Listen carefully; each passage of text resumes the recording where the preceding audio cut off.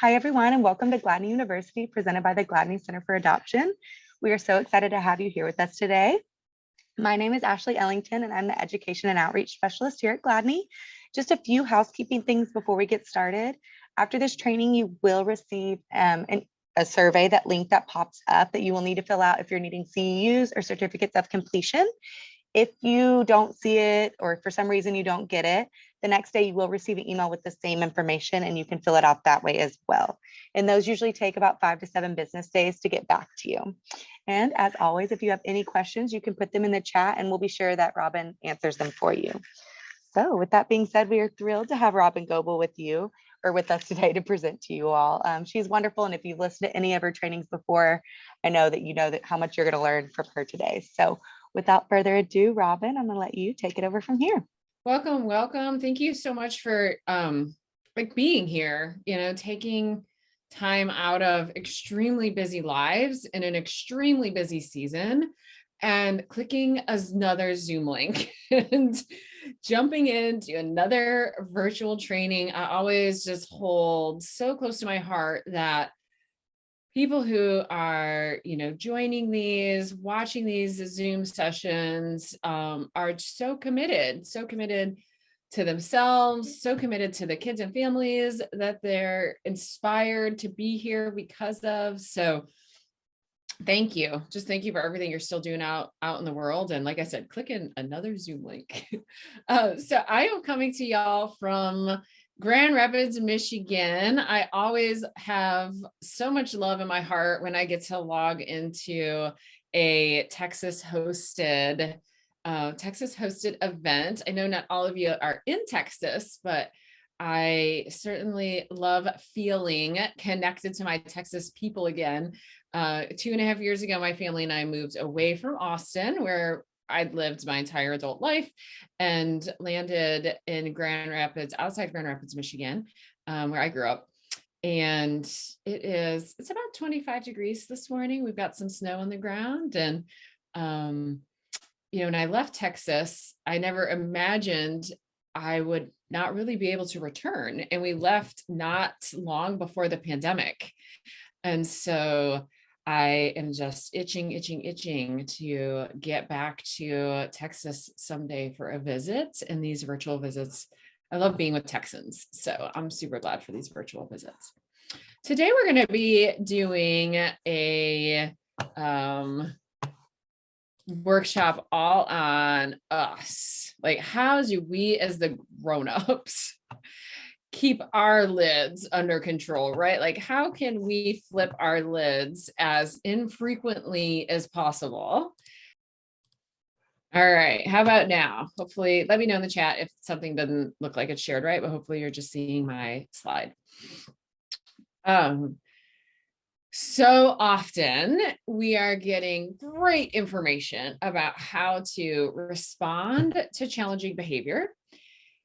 And all of that's super important. And there's lots of great information out there these days about like brain-based ways to be with behaviors, especially behaviors that are challenging. And there's often just like this missing piece though, which is I have to be relatively regulated myself in order to use these like skills and techniques and great stuff that I'm learning. So that's what we're going to talk about today is how do we as the grown-ups develop the ability to stay calm or regulated in the face of stress, whether that be the stress that's coming directly from trying to navigate our kids' really difficult behaviors, or certainly all of us have lots of, very stressful lives outside even, parenting kids with challenging behaviors. I have met so many grown-ups who, and actually just to give you a little background on me, before we moved away from Austin, Texas, I had a clinical therapy private practice where I worked with kids who were impacted by trauma and their families. So usually right around 80% of my caseload was kids who had been adopted. Most of them had been adopted after abuse or neglect, foster care, or international adoption. And so my entire career, my, number one area of focus was always on the impact of trauma on attachment and then behaviors, and then supporting the families who were trying to figure out, like, oh my gosh, what do I do? So I have known, hundreds and hundreds of families. Now, when we moved, I kind of transitioned into a new phase of life, and that I have the great luxury now of working with families like this, and that I get to speak and train all over the country and sometimes the world. And I have an online community for families of kids with big behaviors. And so I serve hundreds and hundreds of parents, like over 400 families in there. And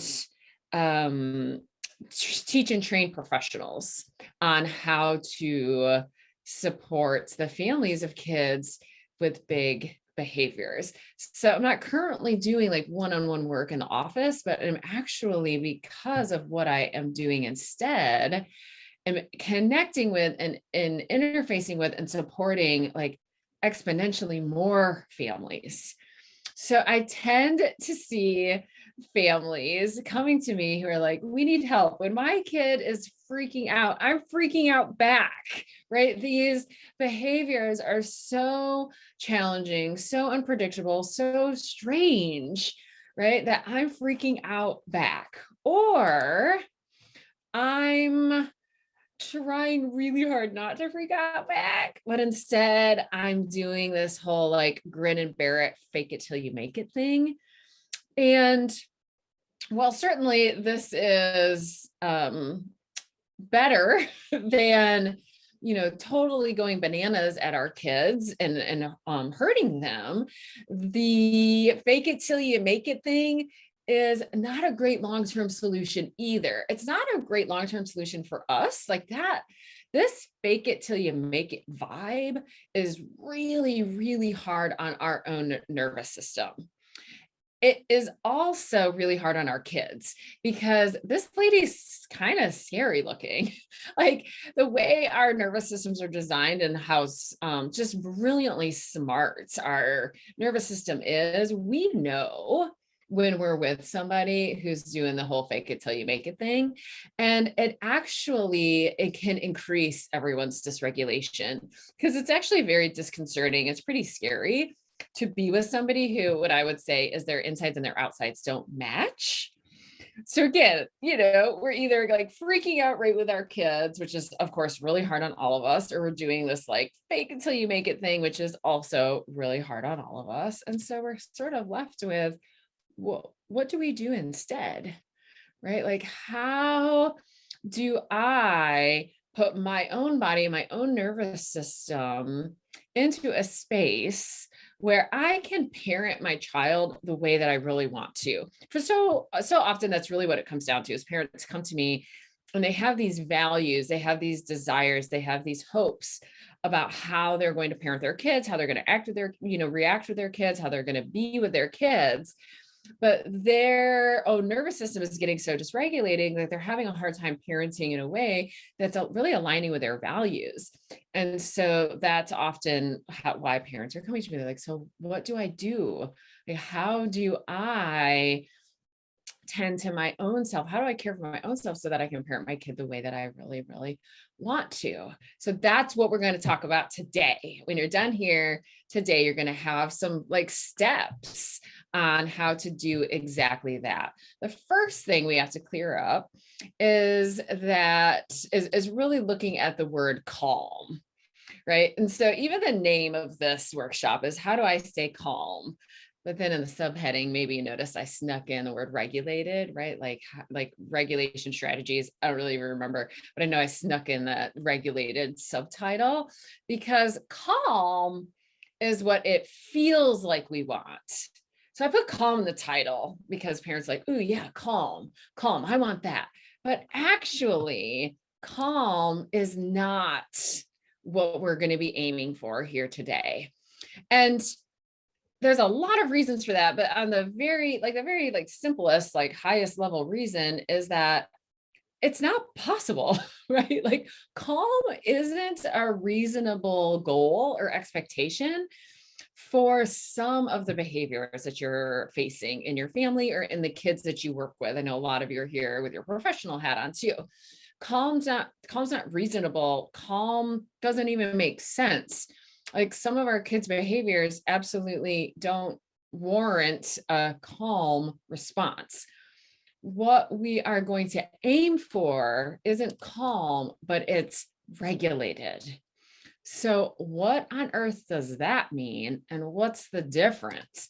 Regulated, most simply, is just about being able to have our experience, have our feelings, like react to what's happening in the here and now, while staying connected to ourselves, authentic and congruent. Congruent meaning our insides and our outsides match, right?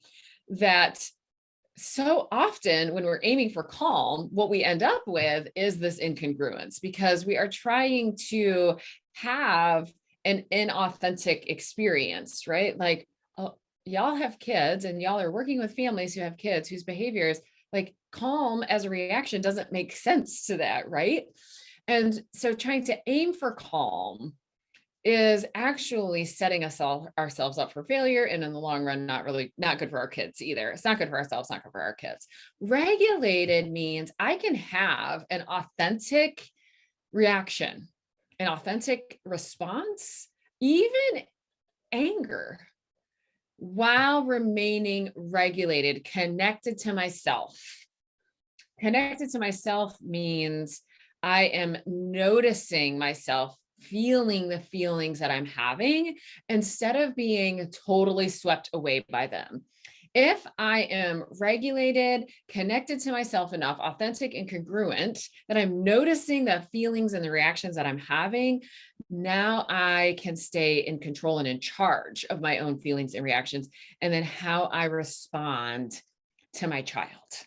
That's what we're aiming for. We're not aiming for some like fake, inauthentic, calm response, unless that really is the authentic response, right? Like without question, sometimes my kid does things that, when I take a step back from it, I'm like, oh, like that definitely didn't need me to have any, like an energetic response to it at all. Like it really wasn't that big of a deal. It felt like a big deal, but it really wasn't. And so, yeah, so for some things, calm is fine. But to be clear, I absolutely know and have, very visceral felt sense for the fact that some of you have kids or supporting parents who have kids where like calm is not the appropriate reaction. Regulated is what we're going for. Regulated will allow us to create felt safety for our kids. Regulated is better on our own nervous system in the long run and will prevent us or protect us from things like burnout and compassion fatigue, hopelessness and helplessness and things like that. So this whole like regulated doesn't equal calm concept is a huge concept. And my colleague, Lisa Dion out of Boulder, Colorado, is just a master at really describing the difference between regulated versus calm. And back earlier this year, recorded a podcast with Lisa. And so hearing her describe the difference between regulated and calm is just so lovely. And then we also, her and I together, kind of talked through a lot of examples. So if your interest is piqued and you're like, regulated, not calm, like this is new information for me. A resource I want to send you to is my podcast. And you can find the episode at robingoebel.com/Lisa Dion. So now that we are all on the same page, like we're in this 2-hour training, we're actually going to aim for the feeling of regulated, not necessarily the feeling of calm. We're going to go at this from 2 different paths. The first path we're going to take, which will increase our ability to remain more regulated during hard moments with our kids, are things that we can practice outside the moments of really difficult behavior, right? That when it's kind of like training for a marathon, right? Like I don't just show up and run the race. I mean, I could, but I'm probably going to get hurt, right? And I'm probably not going to come anywhere close to what my best effort would be if I trained and prepared for the marathon when the marathon wasn't happening. So the same idea applies here, that we are absolutely going to look at what can we do like in the middle of responding to chaotic or stressful behavior, right? Our kids are freaking out. What can I do in that moment in order to not freak out with them? So we're going to do that. We're going to do that second. First, we're going to look at what are the things that I can do basically to train. How do I train for those moments? How do I capitalize on outside the moment in order to really, again, we really want to even think about it similarly to like a marathon training, like strengthen the muscle of regulation. Same with marathon training. The more I strengthen my own muscles, strengthen my cardiovascular system, strengthen my mind, right? So much of like long endurance sports like marathons is about mental training. Very, very similar here. How do I strengthen the muscle of resilience? How do I strengthen the muscle of regulation? How do I strengthen my mind so that I can stay more regulated, more connected to myself, more authentic and more congruent in the face of very challenging behaviors? So the 4 things that we're going to look at, and I will be inviting you to think about how can you immediately, like when this webinar is over, how can you start practicing some of these things? So the 4 things we're going to talk about is exercising our nervous system through connection, through play, through noticing things that are good, and through self-compassion. Okay, so we're going to start with connection. And one of the most powerful ways to strengthen our nervous system, grow our capacity for regulation in the face of chaos, is to have connection, receive connected moments, give connection ourselves. So really prioritizing cultivating relationships in your life that are relationships where you feel really seen and felt and known. Like you show up with this person, and when you leave them, you have the sense of like, this person knows me, and they're not judging me, and they are willing to allow like all parts of me to come into the relationship. So an aspect of that is, where are the relationships where I feel safe, authentically expressing my real feelings without any fear of judgment or any other kinds of repercussion, right? And y'all know those relationships, right? Like, you know, the relationships where if you talk about really what it's like to parent a child with big baffling behaviors, or to work with families who are parenting kids with big baffling behaviors, like, you know, the relationships where you can't really go and talk to those people about how you really feel, right? That sometimes the feelings that are evoked when we're parenting kids with big baffling behaviors, kids with a history of trauma, sometimes the feelings that are evoked out of us are feelings that we could easily like shame ourselves for, right?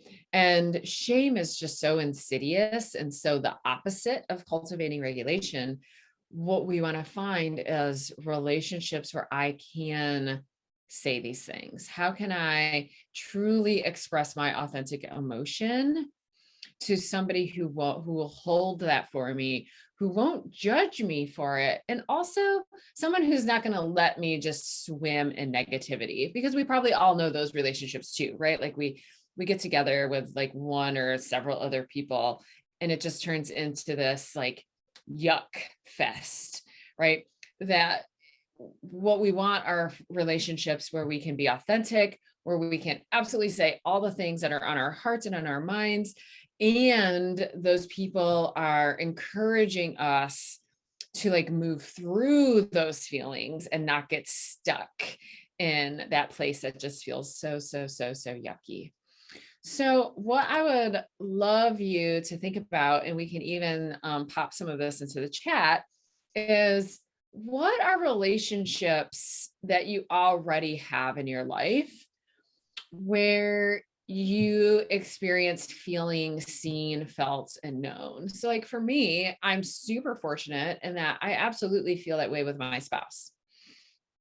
And I have like an absolute best friend who that is 100% true. And I have a couple very dear friends and colleagues where that is 100% true as well, right? That, if I pause and think about it, I do have those people. Now, also, when things are the most stressful for me and I am the most kind of like freaking out myself and the most like, oh my gosh, my life is out of control and everything is a disaster, it's actually really easy for me to lose sight of having those connections. It's really easy for me to go down the pathway of like, I'm all alone. Nobody understands me. There's nobody here that can help me. Right. And it might be true that there aren't very many people who can help me. I mean, a lot of us have things going on in our lives that other people truly can't change for us. But what we need even more than that are people in our lives who can just hold the energy that we have. And it's easy when we're super dysregulated to overlook those people in our lives.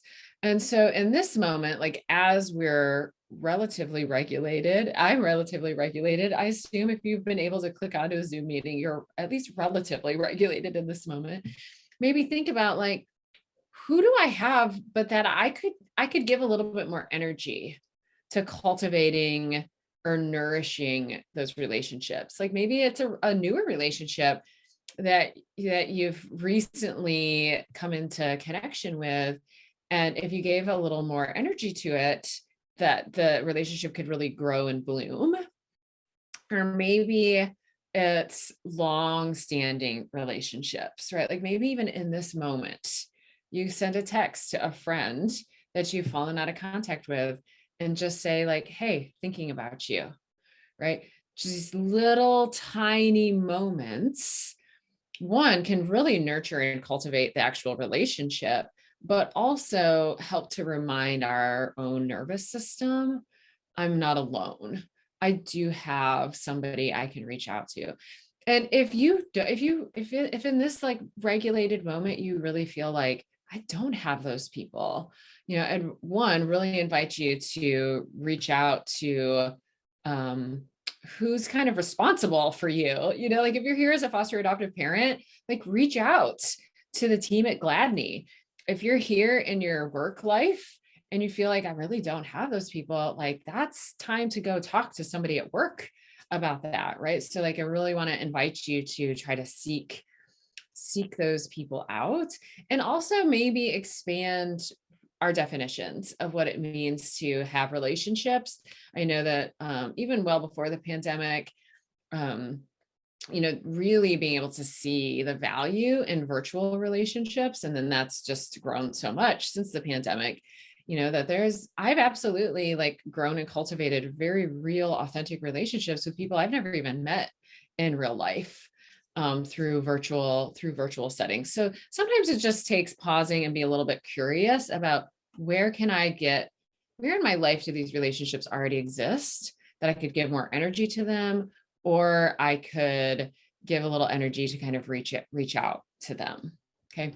So that the connection is a hard one because it can feel, if it feels like you don't have a lot of opportunity for connection, it can feel, a little bit disempowering. Like, I just don't feel like that's an option for me. And if that is how you're feeling right now, just allow in this moment you to feel a connection to me, that, that I'm really holding that feeling for you, and what a lonely feeling that is. Also, everybody, just again, like I said, pause and just kind of scan your life and go, are there places that I could give a little more energy to that would help to bring in some connection, as well as help me give connection, because giving other people connection is really soothing for our nervous systems too. Let's see. So the second one I talked about, so we did connection. Now we're going to talk about play. Okay. Now, when I'm in person and I can see people's faces, whenever I start talking about play, I absolutely will get like sometimes like this crestfallen look. Sometimes I get eye rolls. Sometimes I get like such quick like check out, like people like leave the building right away, energetically when I start talking about play, because play when we're stressed and we're like leaning into like overwhelm and burnout, play feels impossible. So if that's you, like I put this slide up and you're like, oh, great, play, right? I just want you to know like that's a normal response. It's also just information. It's information about how overloaded your nervous system is, which actually is just information about how much you would really benefit from seeing if you can look for moments of play in your life.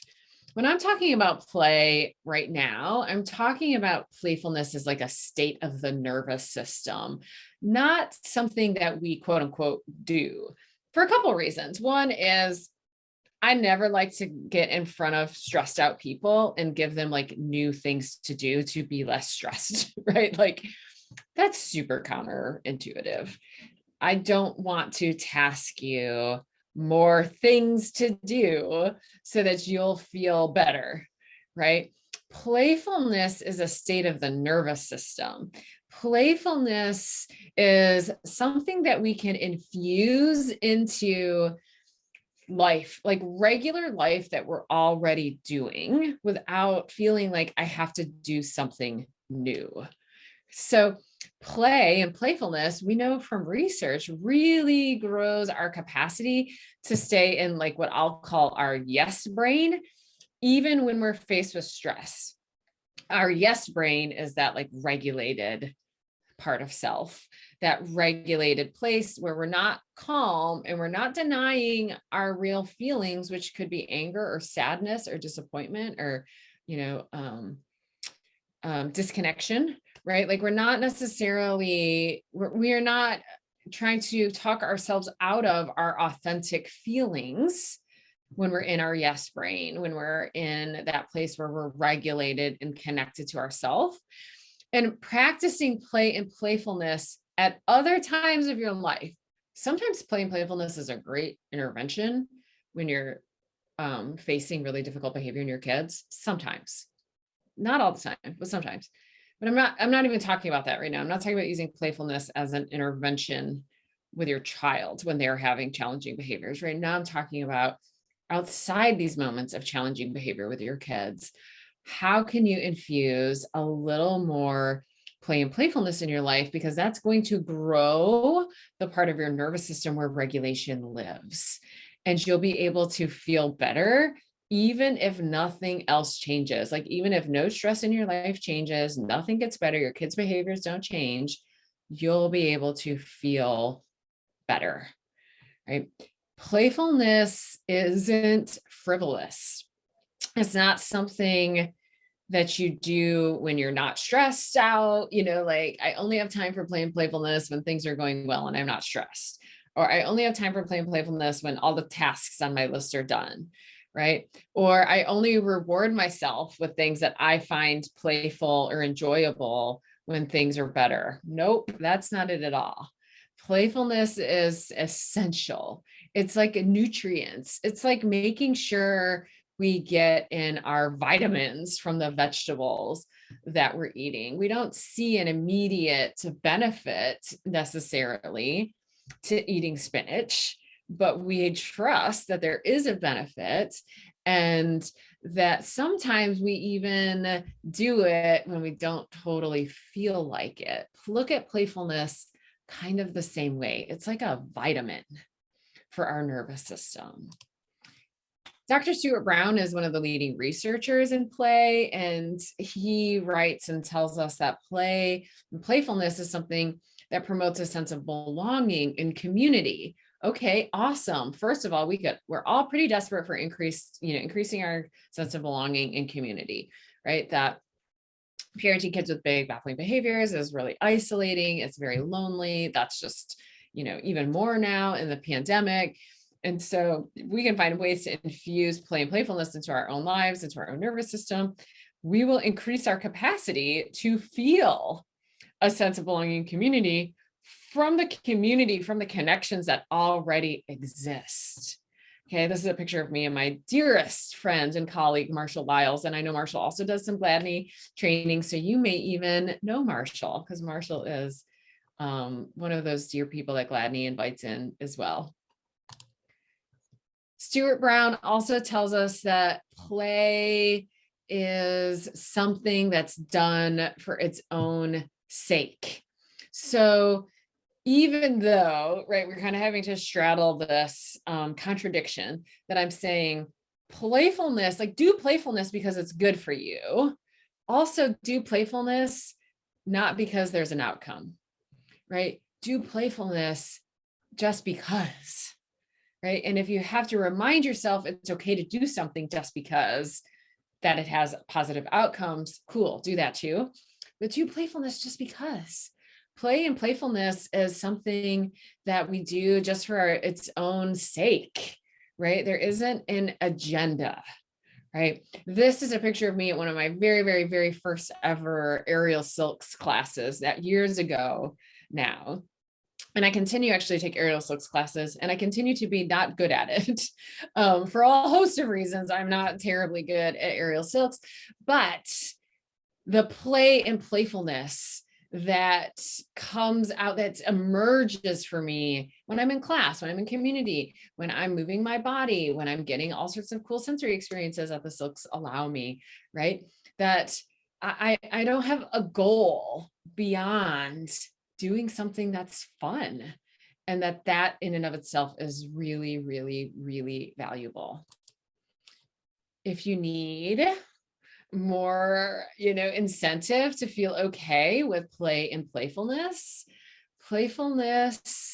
generates optimism. Now, couldn't we all use a little extra optimism these days? I tend to be a pretty optimistic, glass half full kind of person, and I know I could still use a good dose of optimism, a good hope, right? Hope that things are going to be okay.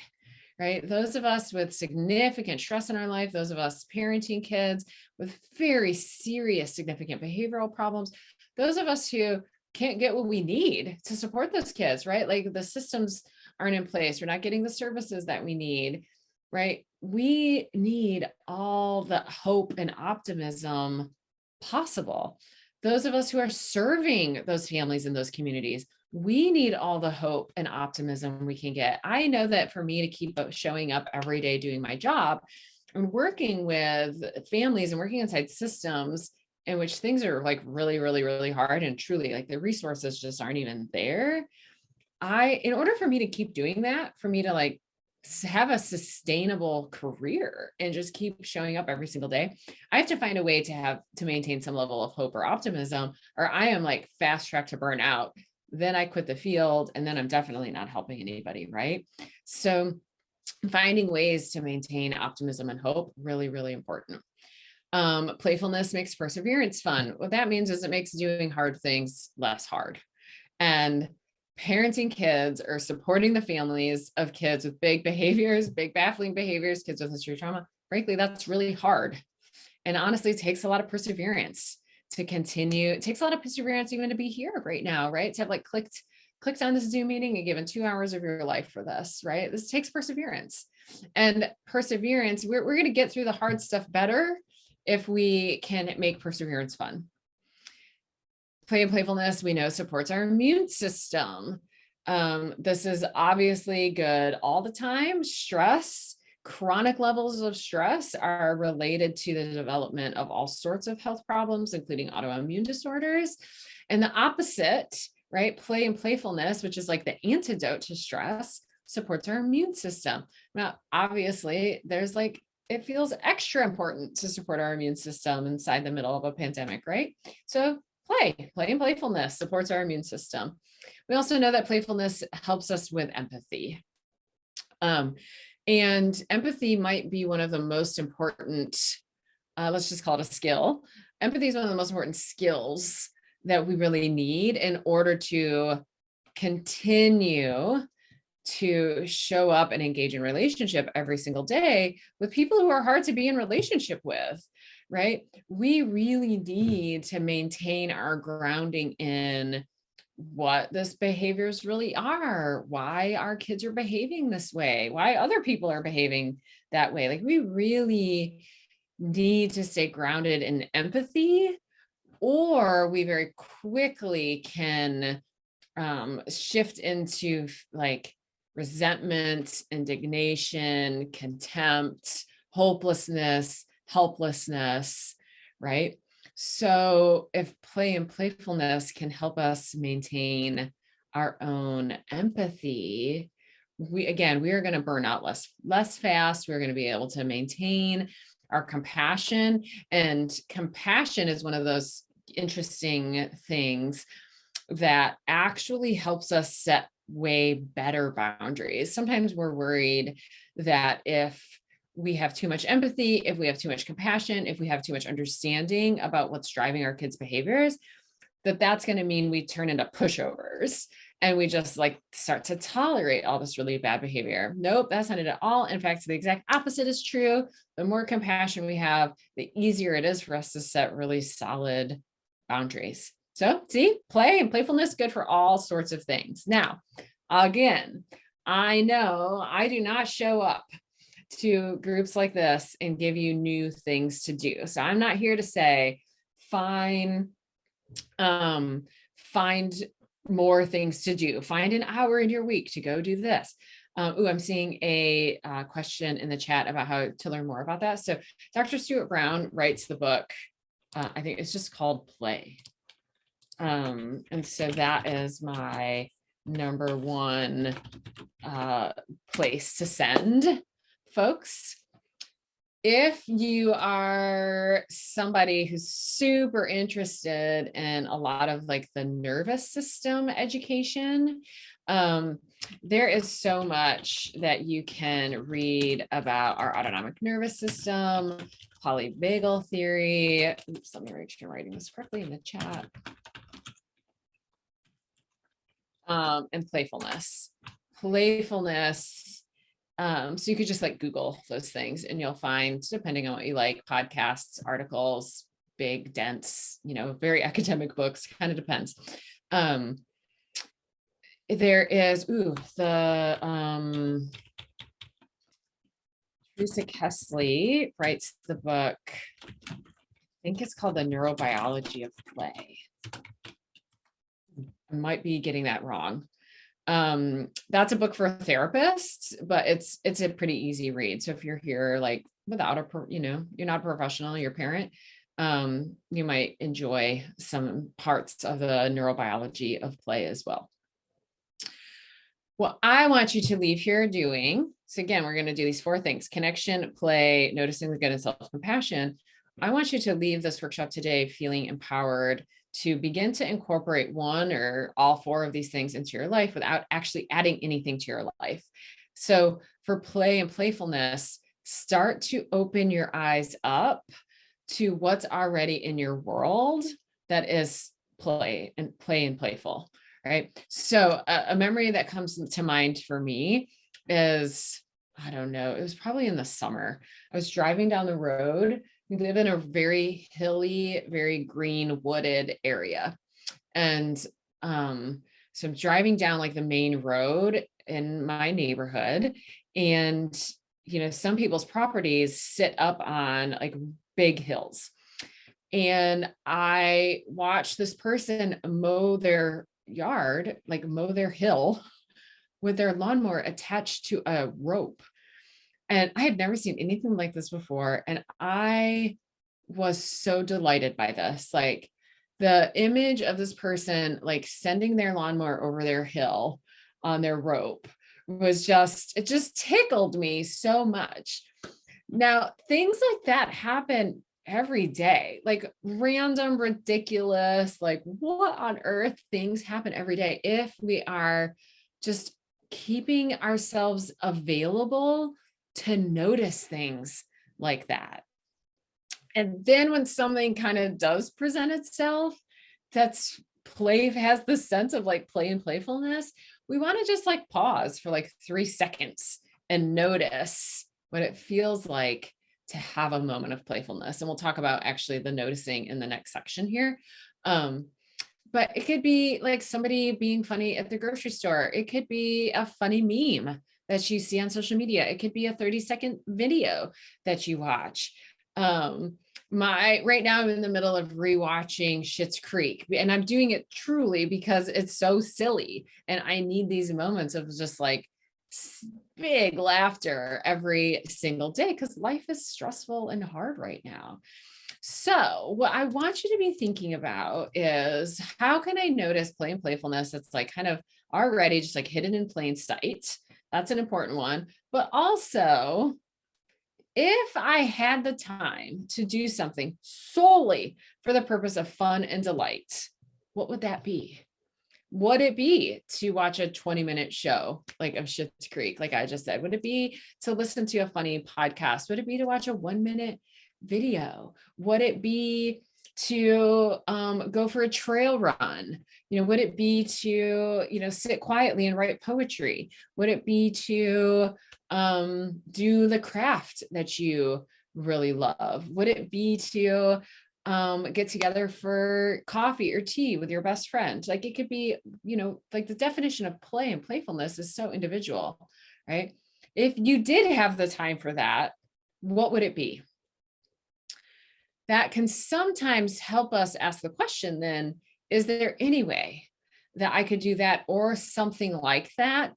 Maybe even just once a week. Like maybe I can't get together for coffee with my best friend once a week, but maybe instead we develop a routine of texting each other. And actually my best friend and I we've like accidentally developed this routine. There's this podcast that we both listen to. She sort of inspired me to listen to it. I was resistant. I didn't really want to listen to it.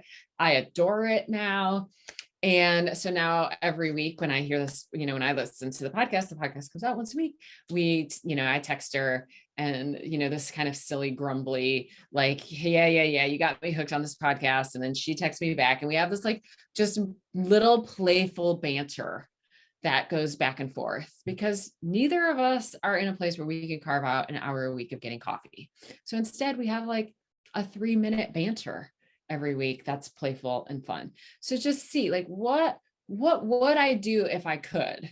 And if I can't do that, is there a way I could do something different that would still bring some of that same sense of play and playfulness into my own nervous system? And I want you to really think about it, like really make a list, right?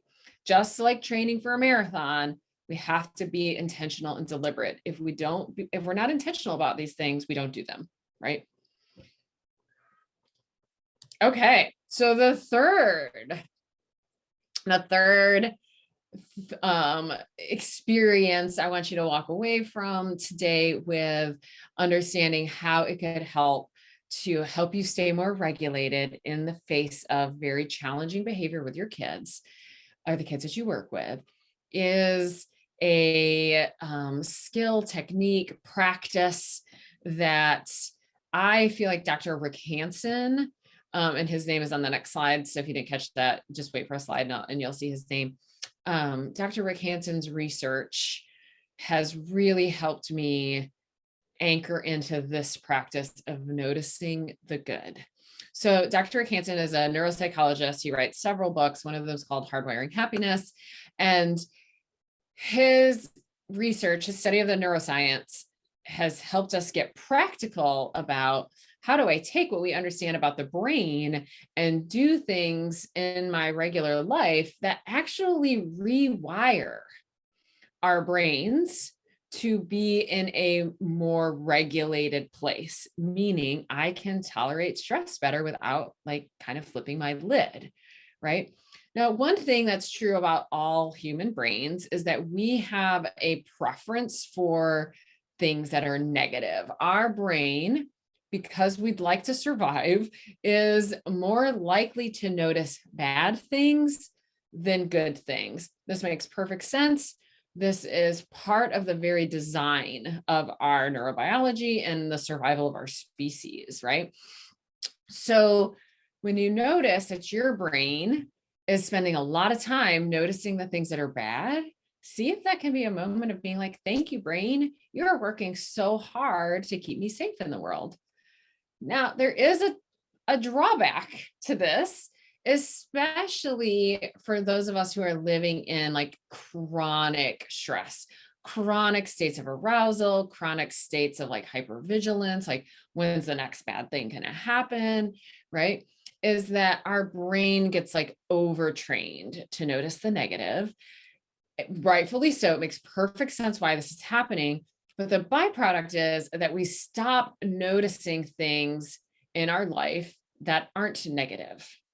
And it can start to feel like every single thing in our life is bad.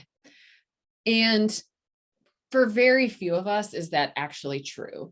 And my actual guess is that if you have the time and the resources and the electricity and the Wi-Fi and the device in which you can log on to be here with us today, that there probably are things in your life that aren't bad, that our brain has just been conditioned not to notice. And again, totally normal that our brain does this. In fact, it's kind of good that our brain does this. But when we start to notice that all we're noticing is bad things, we can then take some very, very deliberate steps to notice the things in our life that are good or even just neutral, like that aren't bad. Right. So, and also, again, like I said, big fan of doing like noticing things that are already there. Like, I don't want you to go out and do something new. I mean, you can, but that's not my point. So this picture here of this like warm coffee cup is because my morning cup of coffee is a moment in my day in which I'm very deliberate about having a practice of noticing the good. And what I do this because it's like one of the first things I do in the mornings. It's a good way to start my day. But it's also something that I'm not likely to go without. I'm pretty connected to needing to start my day with a cup of coffee, no matter where I am. So it's kind of one of those things that's like happening always anyway. Since it's always happening, I might as well, it happens every day. Is there a way that I can like boost my brain health with it? Right. So for me, that's about, we want to, like, for me, there's so many pieces of coffee that are good. One is that I get up way before anyone else in my family. I do this intentionally. I like the calm, quiet, dark mornings all by myself. And so I notice that, and I notice the feeling. I notice the hot mug in my hands. I really regulate through extreme temperatures. So like really hot things and really cold things are regulating to me. And so I just notice how my really hot coffee, and I'm somebody who likes coffee like extra hot, just how that feels in my body. I can take it additional steps. I can be grateful for the clean water that I have access to, right? And what a luxury it is that all I have to do is turn on my faucet and clean water comes out of it instantly, right? I mean, that's amazing, right? Like I can trust the water that's coming out of my faucet that I have access to every day. That's amazing. Also, in the summer, we lost electricity for a week, which meant we lost our well for a week because our generator that supports our well was not working. And when you go without water for a week, you're super grateful for water because you need water for a lot of things like, flushing your toilets and whatnot. So I'm just saying, having access to an abundance of water, and then you add to it that it's clean, that's something to notice is good or not bad in your life, right? I mean, I could go all the way to being thankful and, noticing like the farmers and the coffee beans and the, I try to buy like fair trade coffee and really think about the sustainability of the people whose life's work allows me to enjoy this like 10 minutes of goodness in the morning. So we can really go all the way, but even just noticing that it's hot and I like it is enough, right? So again, these are things that are happening every single day. That's just really easy for our mind to like not even notice. And then to feel like everything in our life is bad. And when we can notice the things that are neutral or even good, no matter how small, it could feel so inconsequential. I mean, it could feel like my life is so awful right now that like pausing to notice how good my hot coffee is just feels ridiculous. Fair. That's fair enough. I'm going to invite you to try it anyway, because the more you pause to notice these tiny little things, the more you'll be able to you'll be okay to be with the truth that life is hard. Like, I'm not going to sit here and try to convince you that your life is anything but really hard if your life is really hard. Like, I'm not interested in trying to change your approach to that. But could it be true that life is super, super, super hard and also you're okay? And that actually, it could feel impossible, but it actually isn't impossible. And noticing the good is one of like the daily like exercises. It's like a bicep curl for the brain that we can do every single day. Sometimes, something else I do, I try to do noticing the good at is when I get gas.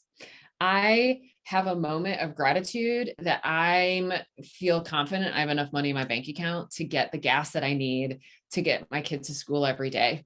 Right. Like, I really can notice that because there's a lot of families out there where that isn't true. Right. And as being a therapist and even knowing, like, sometimes not having enough gas to get to therapy appointments is a barrier to getting the services that you need. It just causes me to get pause. Like, anytime I can fill up my gas tank, I just have like this moment of like, how good it is that I can fill up my gas tank so I can get my kids to school and not feel stressed about that. Right. And just doing these things, like just sporadically throughout the day really can increase our regulation. Yep. So there was a comment in the chat about how we really want to challenge like the cognitive distortion of disqualifying the positive. Yeah. If we can, we do want to challenge that and see if we can kind of like almost retrain our brain not to only see the negative, but to see negative and positive. I'm not talking about like what could be looked at as like toxic positivity of like not noticing things that are bad and only noticing things that are good, or trying to convince ourselves that bad things are good. No, I'm not talking about that at all. But to just train our brain how to not always not notice things that are good or neutral. And then someone else wrote into the chat, I spend 5 minutes a day watching the birds at my bird feeder. It makes me so happy and grateful. Yes, my husband's love, like when we moved here, we moved on to we have some property. And so we've got, we have bees, we have the bird feeders, and we watch like all these birds come. We sell hummingbirds that are coming. It's so amazing to just pause for a moment and watch like nature do its thing. And I think it's amazing to watch nature do its thing. It just continues along. It just chugs along and does its thing, even when like it could feel like the world is crashing down around us. So Dr. Hansen does say that we want to try to stay with noticing these positive experiences for a few seconds, just 5 to 10 though. So I'm not talking about like spending an entire 10 minutes noticing how amazing your cup of coffee is. I mean, if you want to, go for it. But we really don't, like, the bar is way lower than that. It's just like 5 or 10 seconds. And Dr. Hansen talks about how we really need to like just open ourselves up to the feelings and to really sensing the good, or again, even just the neutral. Like for some of us, neutral feels different than bad, right? And we're not used to even noticing neutral. So even just notice neutral. You really allow it to like come alive, pay attention to it, right? Really, he says, get those neurons really firing together so they'll wire together. The more we pay attention to something, the more we really notice and then notice our noticing, the stronger the neural pathway gets built. Right. So, but again, it doesn't have to be for a long time, really 5 or 10 seconds. This is short, right? This is a short ask. So the next question I want you to be brainstorming as you walk away from today's training is, where could I be more mindful of noticing good that already exists in my life, right? Like I've given you lots of options. You know, another thing that I really, I guess I probably don't notice this every day, but I notice it a lot, is how cold the water is that comes out of the faucet when I brush my teeth. So having lived in Texas for 15 years, you stop noticing like that's not really cold water. And it coming up to back to the north, right? And I grew up in the north, so I remember this from my childhood, that the water that comes out of the ground here in the north and then immediately flows to my faucet is really cold. And there is just something that I remember, I already told you I like extreme temperatures, really hot things, really cold things. So there is just something really wonderful about brushing my teeth every day with really cold water. Now, I brush my teeth every day, like whether or not I notice it being good, I do it every day, twice at least. So finding those moments where you could be maybe a little intentional about noticing the good is a really great way to kind of train up our nervous system without adding more things to our to-do list. Oh, you know what? That's ridiculous. Apparently I'm like, it's just come into my mind. Like there's other ways I use brushing my teeth as like a way to notice the good. And that, y'all, I really don't like minty toothpaste. I'll use it if I have to. I really don't like it. And so I'll really go quite far out of my way to acquire cinnamon toothpaste. And right now it's actually very hard to find the cinnamon crest that I've been using for a long, long time. And right now I'm like ordering on Amazon. It's the same price, thankfully, but I'm being deliberate about infusing tiny micro moments of goodness in my life. So there you go. All right. So the fourth thing we're talking about is compassion and self-compassion. Self-compassion is without question probably the most the thing that has changed my own life the most, and the thing that I see when I'm working with folks, and because I understand the neurobiology of self-compassion, it is one of the most powerful practices that we can develop that will allow us to be more regulated more often. Okay. So to define self-compassion, let's first define compassion. All of my, everything that I'm going to teach you about self-compassion all comes from the work of Dr. Kristen Neff. And Dr. Neff is a researcher out of the University of Texas in Austin. And she's kind of like the international, like leading expert in self-compassion. So she says, compassion is the recognition and clear seeing of suffering in somebody else.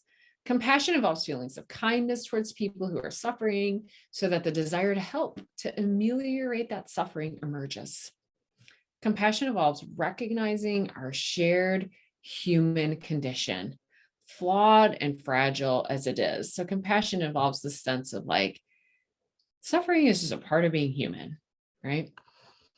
So self-compassion then, according again to like the leading researcher and self-compassion. So this is science, y'all, real science. Dr. Neff says, self-compassion then is the recognition and clear seeing of suffering in ourselves. That compassion involves feelings of kindness towards ourselves so that the desire to help or to ameliorate that suffering, it emerges. Self-compassion involves recognizing our shared human condition, flawed and fragile as it is.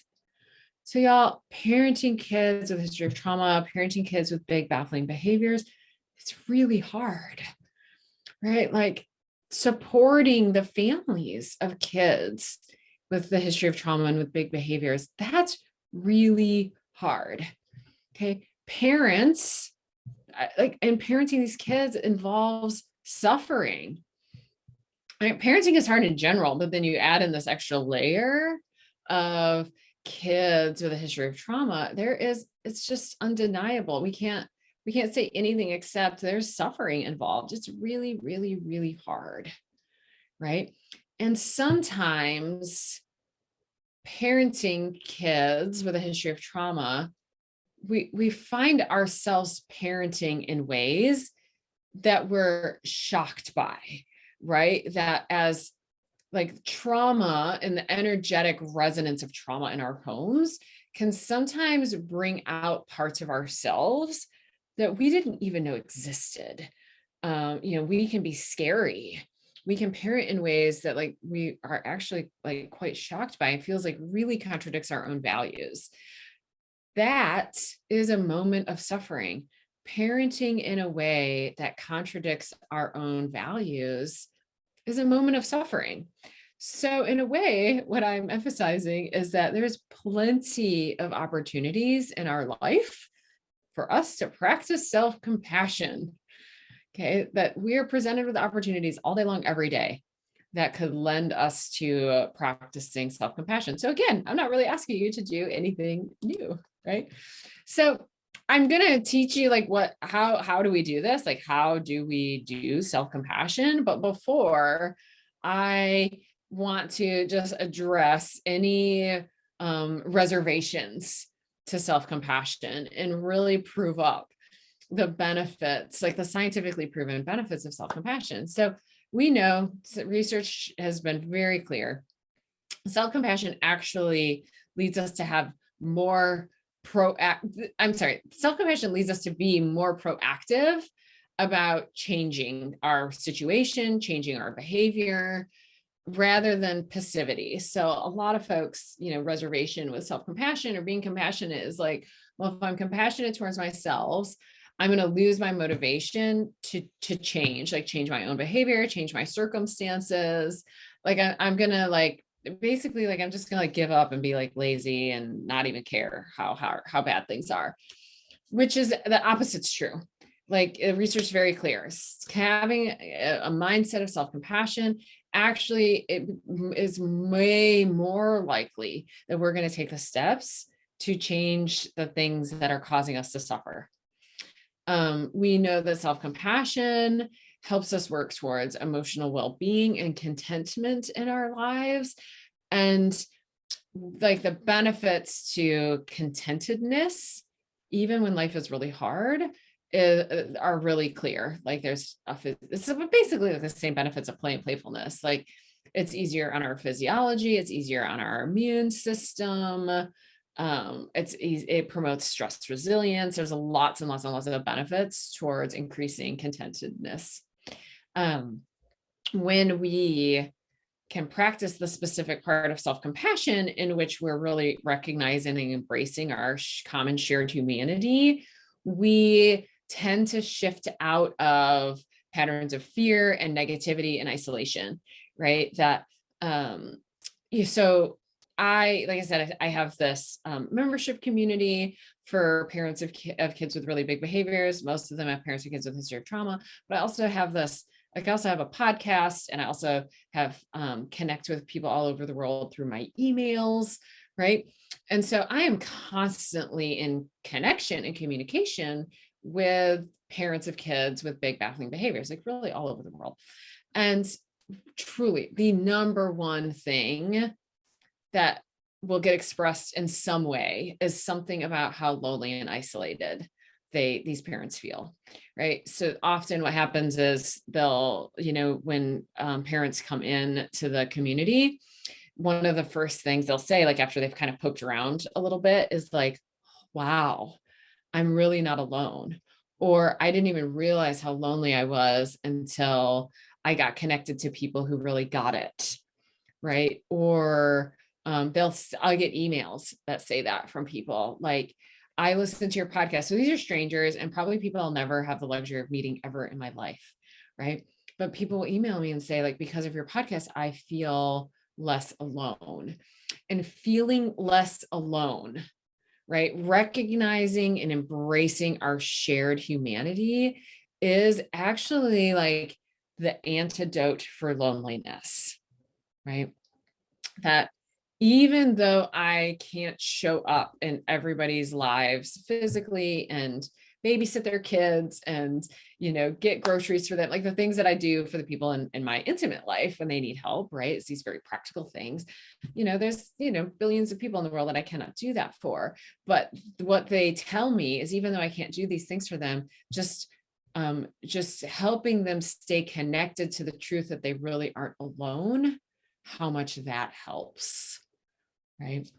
And we absolutely know that self-compassion shifts us into this quote unquote yes brain, or this place where we're able to maintain more regulation, more connection to self, more authenticness, more congruence, right? Self-compassion, again, research is clear. Self-compassion grows our regulation. Okay. Dr. Neff says, you're intrinsically valuable and worthy of care. You do not have to earn compassion. It is our birthright. There is nobody on the planet who isn't deserving of compassion, and that includes ourselves. So there's a couple components of self-compassion that we can practice very deliberately. And one is the practice of self-kindness, learning to be gentle and understanding with ourselves instead of harshly critical and judgmental. That truly means developing like an inner dialogue towards ourselves. That sounds like how we would talk to our hurting, struggling friends, right? Sounds cliche, but it's really not, right? Like when my friend is struggling, even if she's had like a bad mom moment, right, and has done something that she really regrets with her kids, my response to her isn't judgment. My response to her is like, wow, first of all, you must have been so dysregulated in order to have behaved that way. And that is so painful to be that dysregulated. Second, I'm sure that now you are just heaping like judgment on yourself for having that happen. And I want to just offer you so much care and connection and kindness while you're in these very painful moments, right? Like I can easily do that for a friend. So I can do that for myself too. I really can. Right. And then that second component of self-compassion is, recognizing our common humanity, really feeling connected to others that are in the same experience of life rather than feeling isolated and alienated by suffering. And there's different ways you can do this. You can do this by truly seeking out communities, right? Communities of parents of kids with a history of trauma, communities of professionals. I get the same experience with professionals, especially professionals who are working with people with a history of trauma, but also professionals who are really trying to work from this compassionate lens, this lens that's based in relational neurobiology and in attachment theory. There's not very many of us. And so it can feel very lonely and isolating to be doing our jobs from this perspective.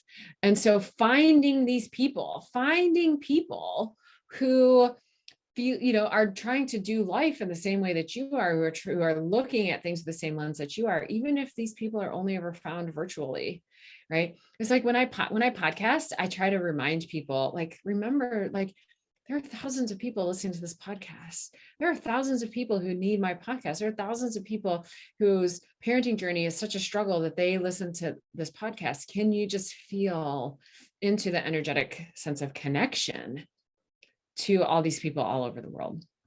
And then the third component of self-compassion is mindfulness, holding our own experience in mindful awareness rather than ignoring it or exaggerating it. And so that very grounded sense of being with things that are hard without like dismissing it, turning to toxic positivity, ignoring it, but also without like drowning in it, right? We probably all know people who do both, and we can probably all recognize in ourselves, like, which one am I more likely to do? Am I more likely to go to like the catastrophe, like the sky is falling, right? Like huge exaggeration, or am I more likely to go to like ignoring and dismissing my own pain, right? And is there a way that I could feel safe enough to sit in mindful awareness of how hard things are? Things are just hard, right? We don't have to dismiss the pain. We don't have to exaggerate pain. We just be, aware of the pain, and then offer ourselves self-compassion. These are some statements that I often am teaching helpers to say to the people that they're helping. And I have found them to be lovely statements for us to practice saying to ourselves, right? Like we all want to be seen and mirrored. And those of us in helping roles can really work to see and mirror the people that we're helping. Parents, you can use these words with your kids, but I think it's really possible or really powerful to consider what it might be like to use some of these statements with ourselves, right? So when there's pain, when people come to me with very big, painful feelings, I will often say, of course you feel that way. It makes perfect sense to me that you're feeling that way.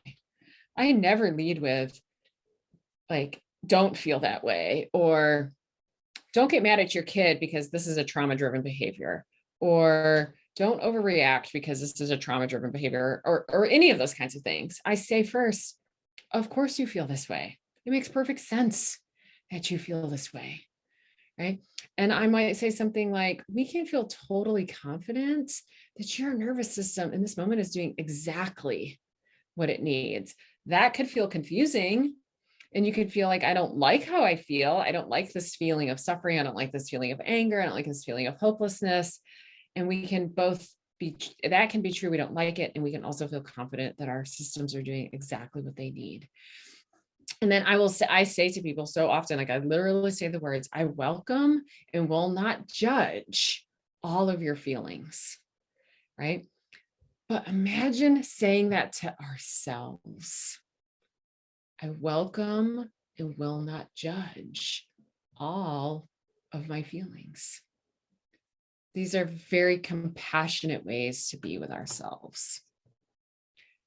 This is Dr. Neff's self-compassion mantra. So this slide here, I should have wrote Dr. Neff's name on it. It's coming directly from her work. This is a moment of suffering. Suffering is a part of life. May I be kind to myself in this moment, and may I give myself the compassion that I need. And so again, like we don't have to do anything new or add anything new to our lives to have moments that invite self-compassion, right? If self-compassion is how we want to meet suffering, well, there's plenty of that.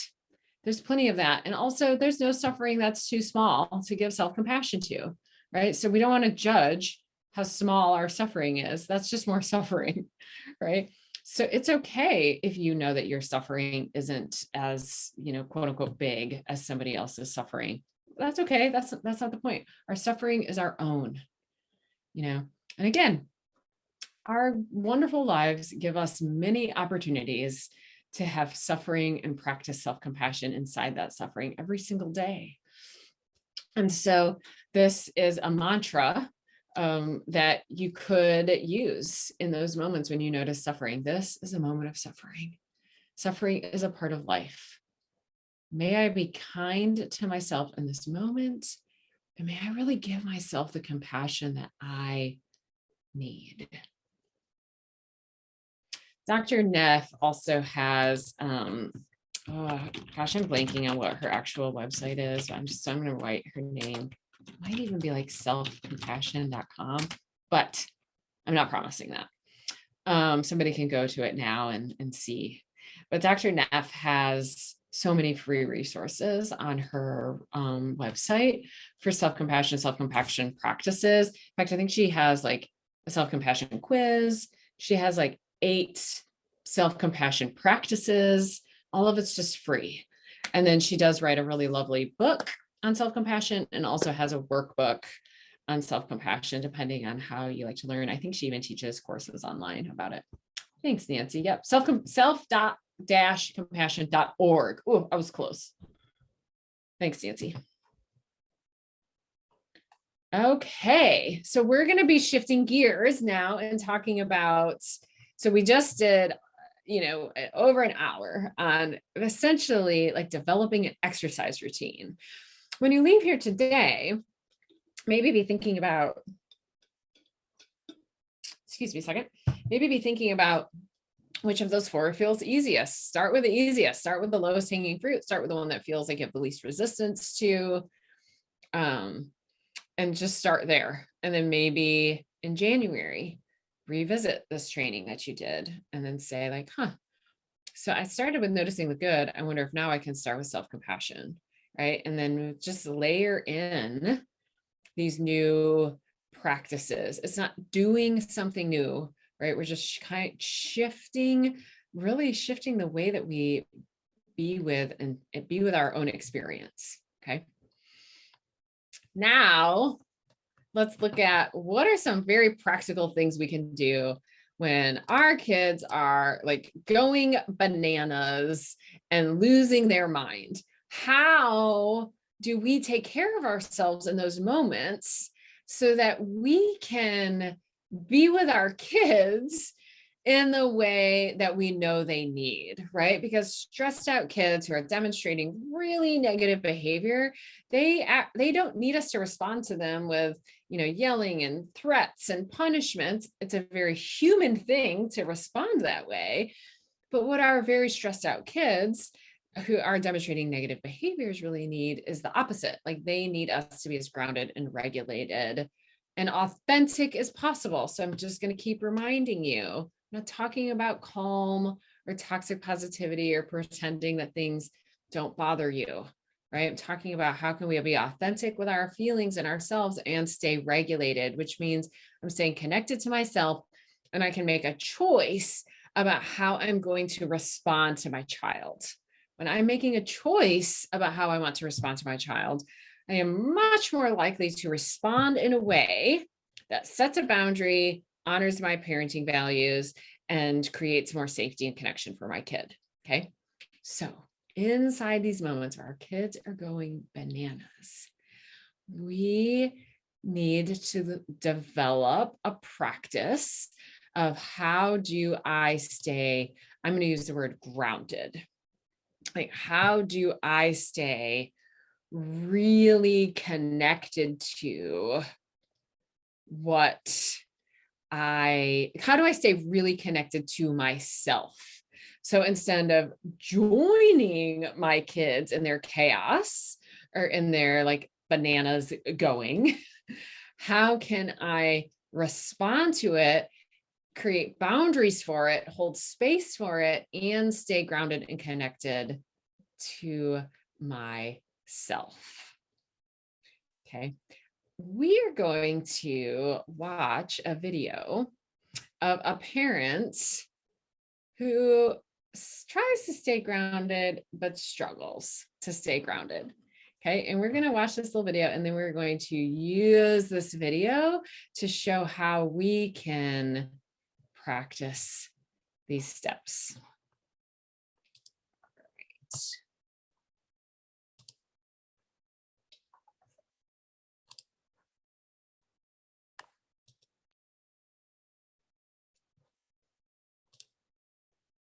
We're going to watch King Triton get really mad at Ariel. Okay.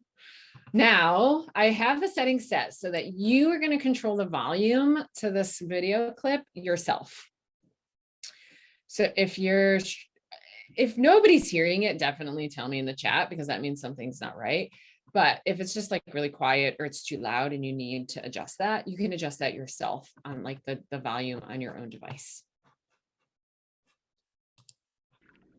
I just don't know what we're going to do with you, young lady. Daddy, I'm sorry. I just forgot. As a result of your careless behavior... Careless and reckless behavior. The entire celebration was... Well, it was ruined. That's all. Completely destroyed.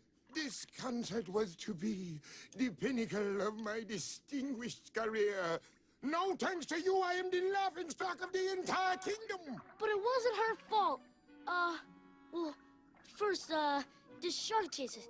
Yeah, and we tried it, but we couldn't. And he and we, whoa! And then we were safe. But then the seagull came, and it was this is this, and that is that. And... Seagull? What? Oh, you went up to the surface again, didn't you? Didn't you? Nothing happened. Oh, Ariel, How many times must we go through this? You could have been seen by one of those barbarians, by one of those humans. Daddy, they're not barbarians. They're dangerous. Do you think I want to see my youngest daughter snared by some fish-eater's hook? I'm 16 years old. I'm not a child Don't anymore. you take that tone of voice with me, young lady. Well- As long as you live under my ocean, you'll obey my rule. But if you would just listen. Not another word! And I am never to hear of you going to the surface again. Is that clear?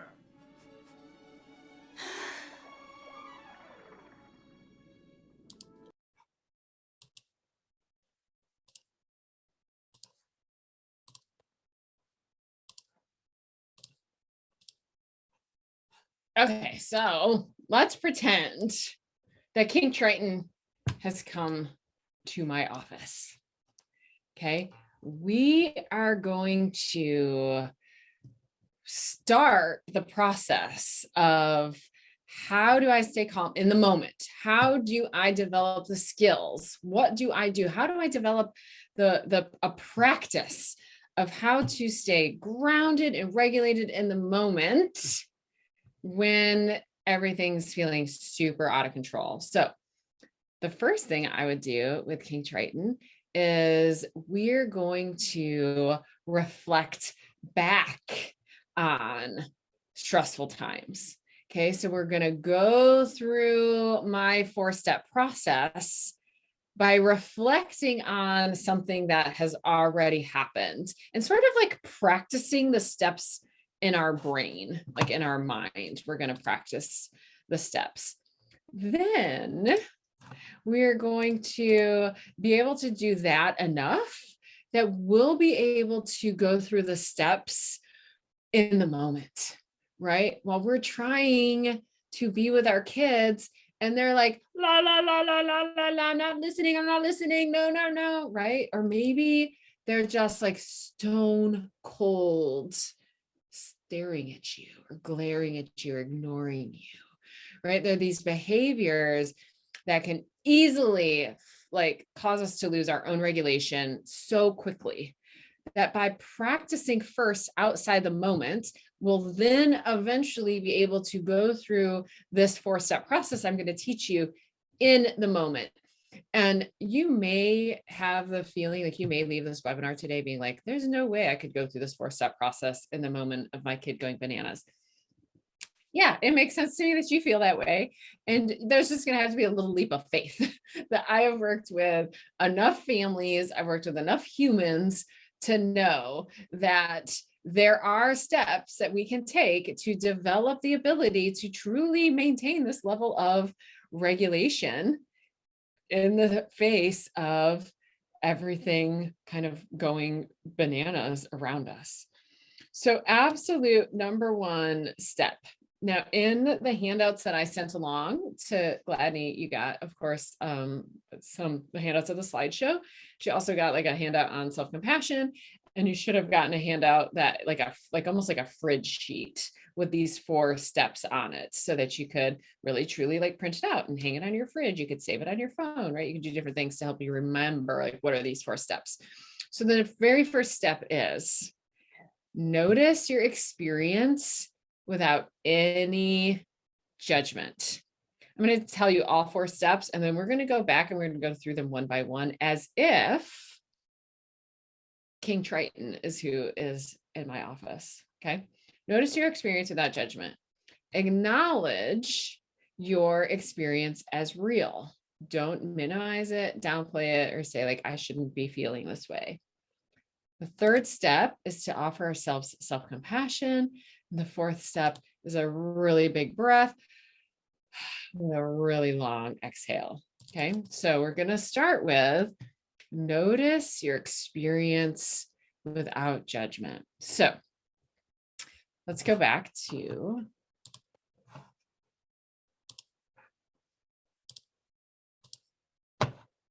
King Triton. Okay. So King Triton comes to my office and he says, my daughter like really broke a really, really big rule. And I went bananas on her. Like I lost it. right? So I would say, okay, let's pause and let's look back on this situation. Let's really look at when you went from like being just upset to flipped your lid. Okay, so let's review. Let's go back through this experience. I just don't know what we're going to do with you, young lady. Daddy, I'm sorry. I just forgot. As a result of your careless behavior, Careless and reckless behavior. the entire celebration was... Well, it was ruined. That's all. Completely destroyed. This concert was to be the pinnacle of my distinguished career. No thanks to you, I am the laughingstock of the entire kingdom. But it was. Okay, so quick little pause. So up until now, actually, King Triton, Dad, he's just mad. I'd say he's pretty regulated and mad, and justifiably mad, right? Like, she blew off a really important responsibility. She let a lot of people down, right? Like, yeah, of course you're mad. Mad is a feeling that happens when somebody has really violated our boundaries, right? And a boundary that I have in relationship with people is that you show up and you do your part in the relationship, right? Like, you do what you say you're going to do. You take care of your responsibilities, right?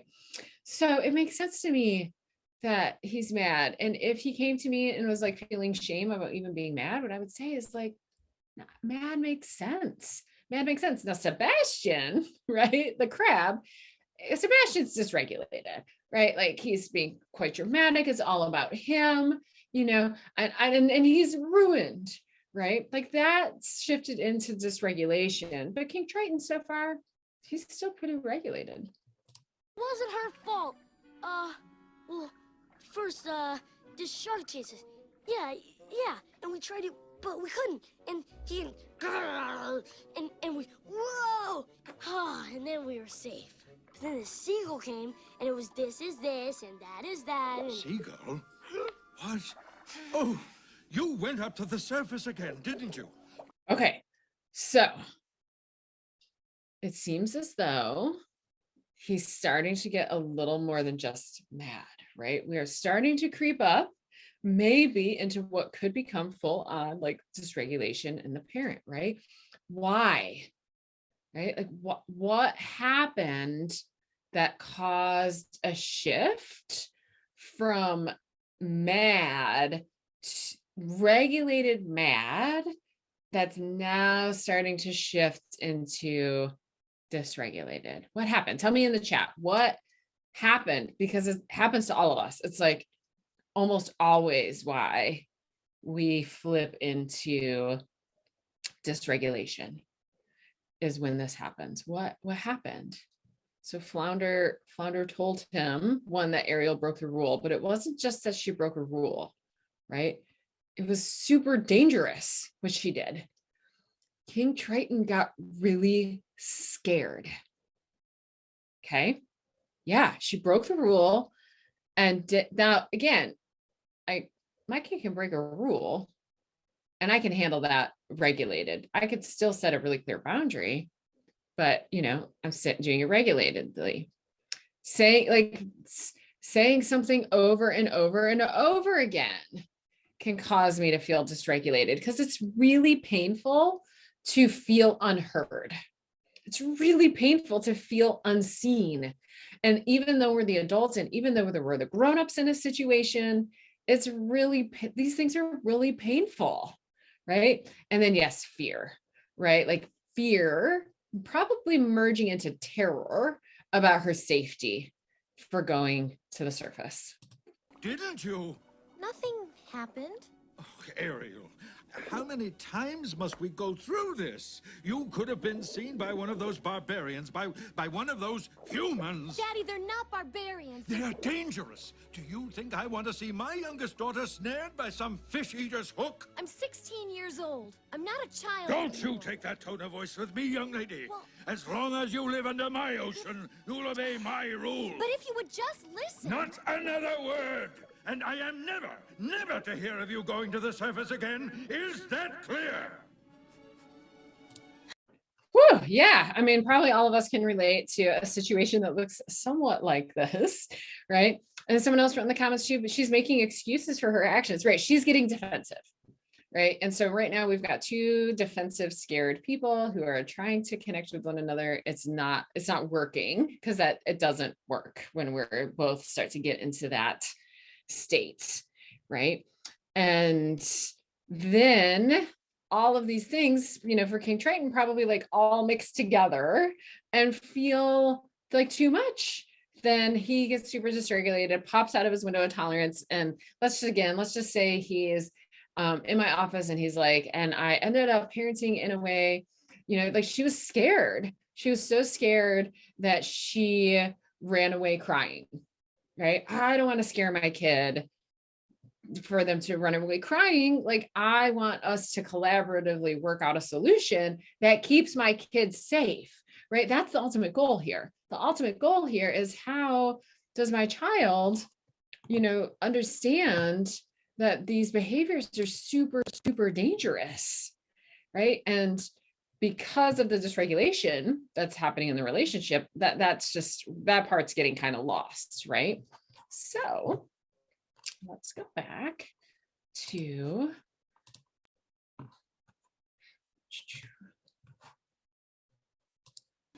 oops, oh, sorry.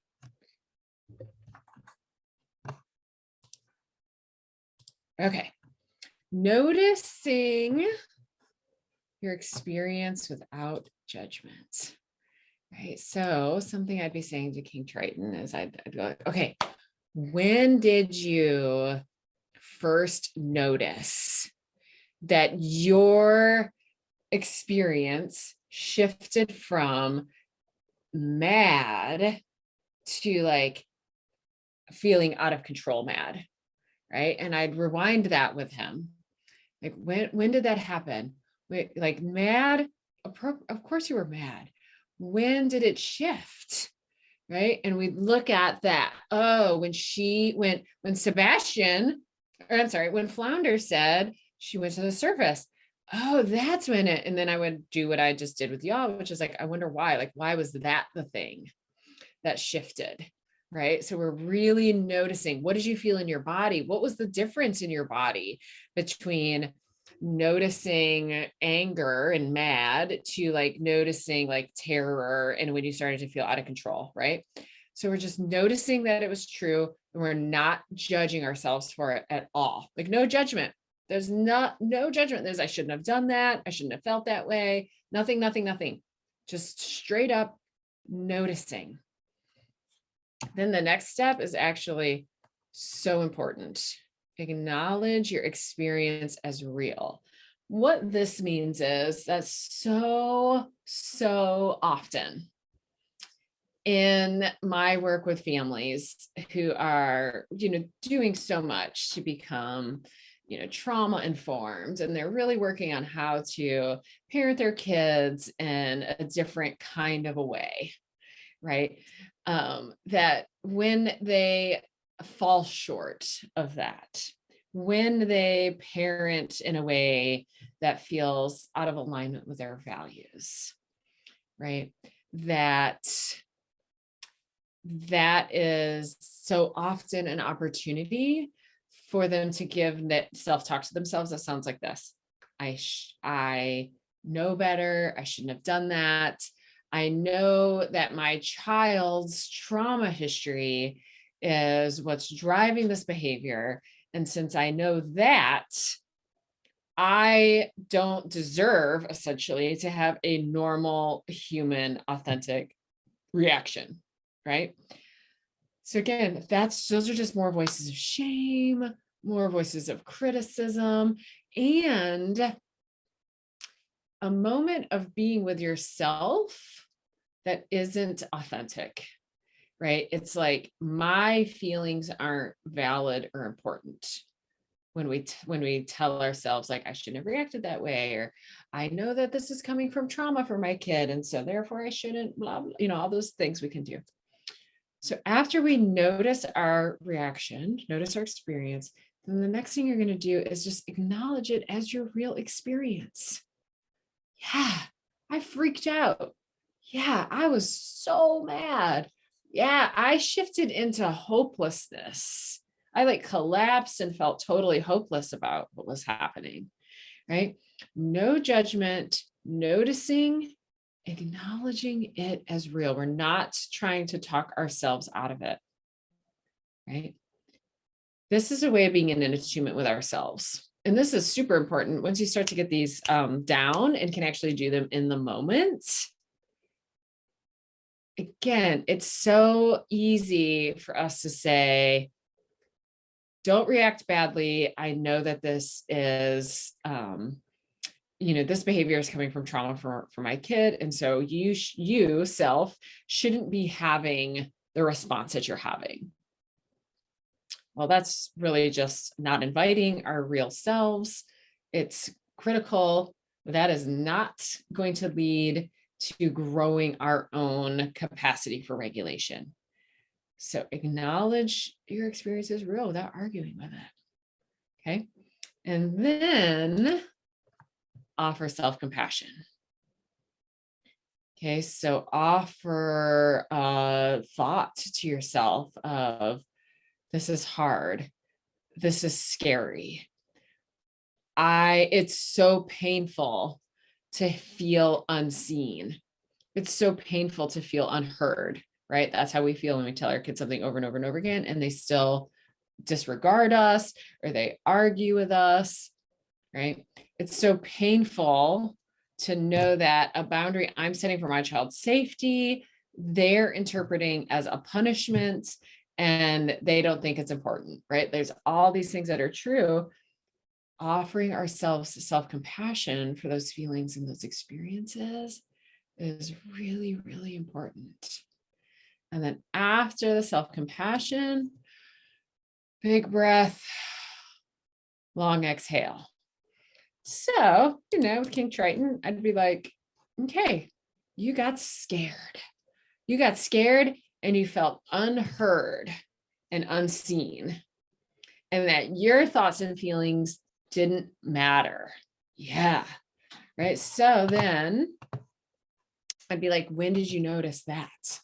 Like, when did you notice feeling really scared and unseen? Well, let's see if we can find it.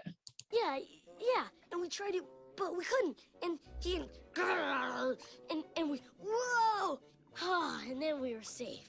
But then the seagull came, and it was this is this, and that is that.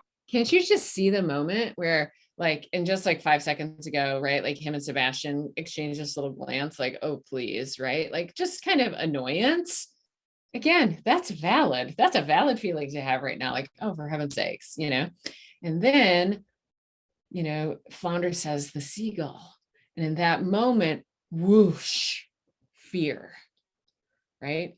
And so I'd deconstruct this, and you can do this for yourself. So the next time you find yourself flipping your lid, or if you're here with your professional hat on, you can do this with the parents in your office as well, and do for yourself too. Like, we got to practice these things ourselves, right? So that we can help other people with them.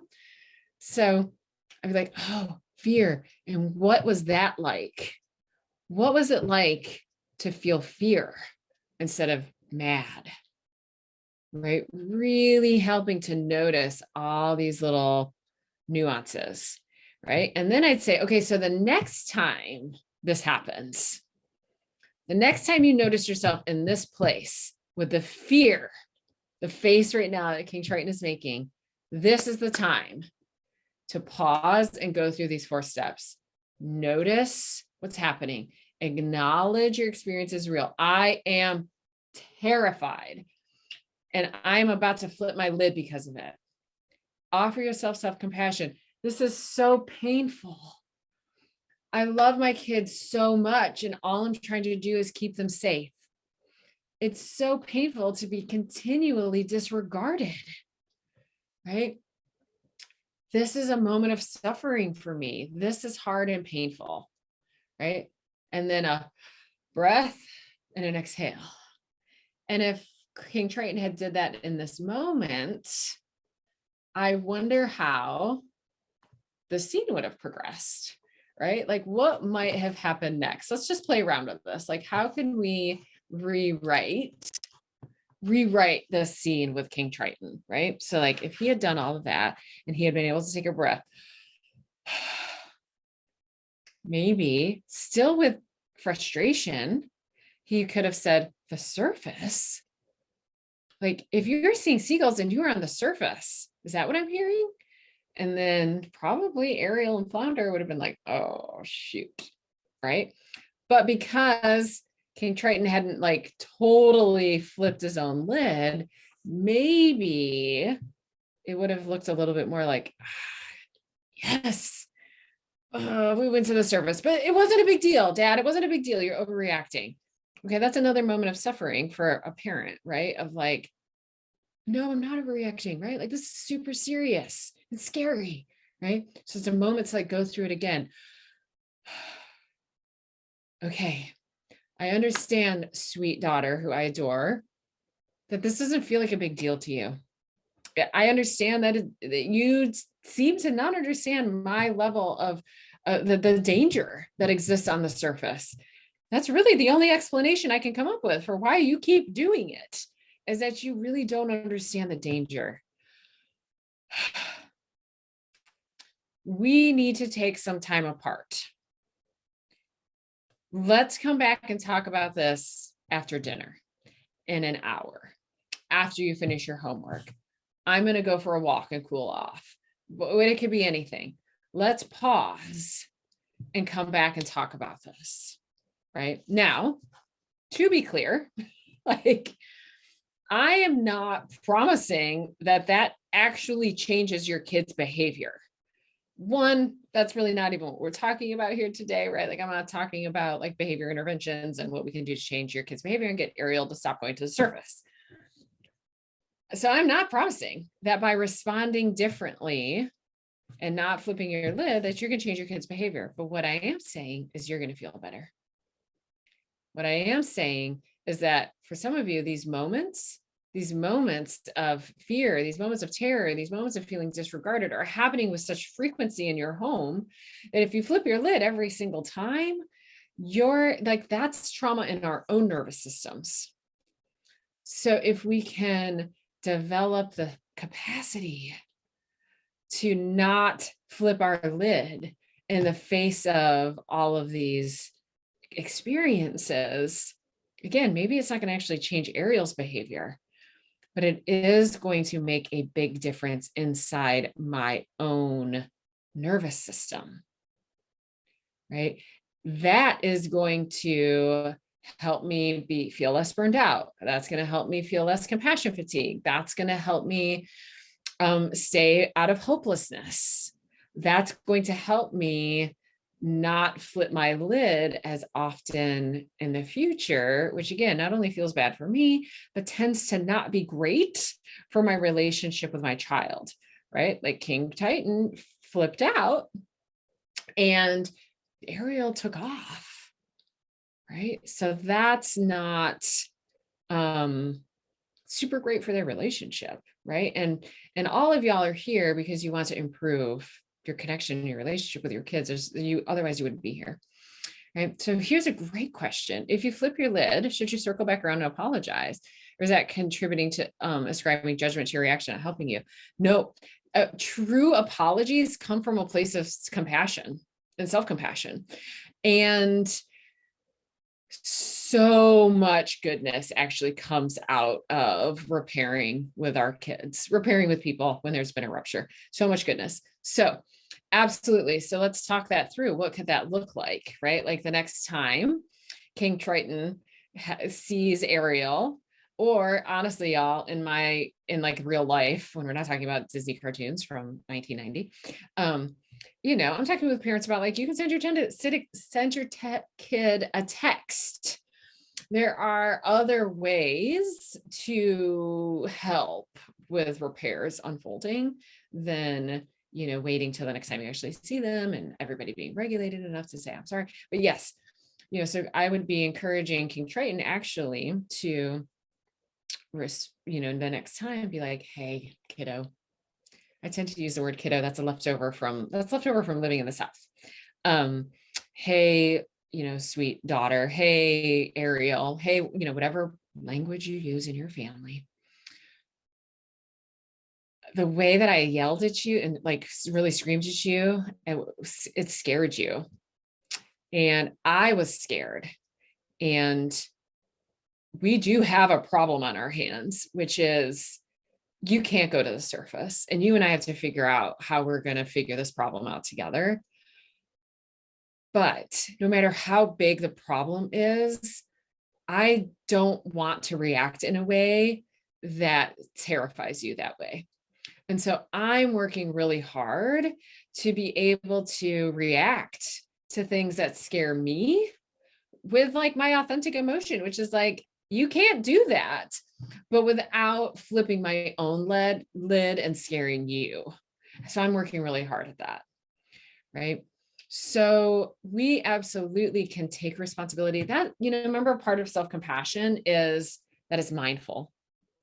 So we're not overreacting to our, misdeeds, right?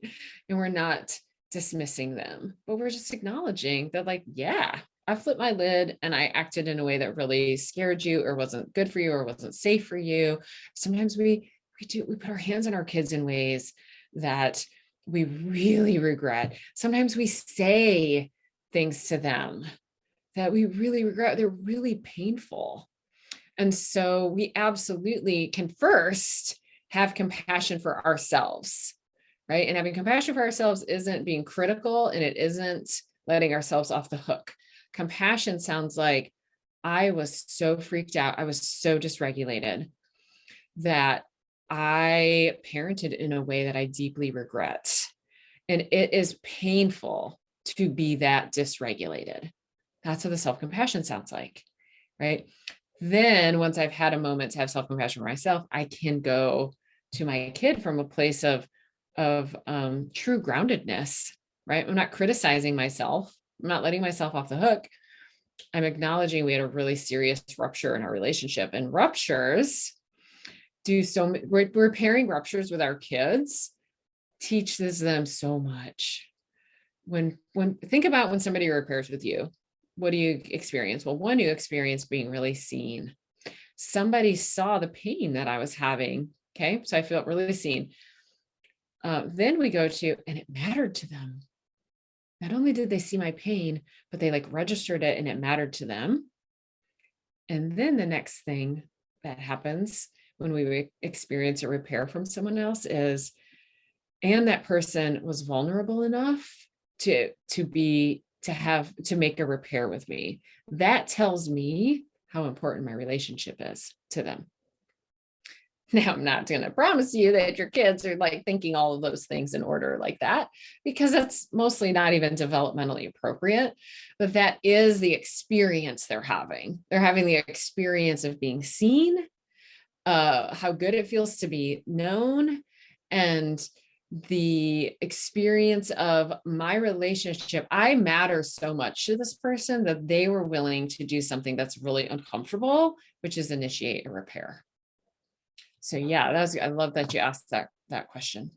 So in this moment, let's all just think to ourselves about a time that you flipped your lid, right?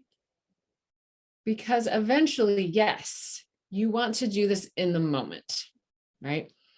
Without question, you want to do this in the moment. But we start by doing it by reflecting on things that happened in the past.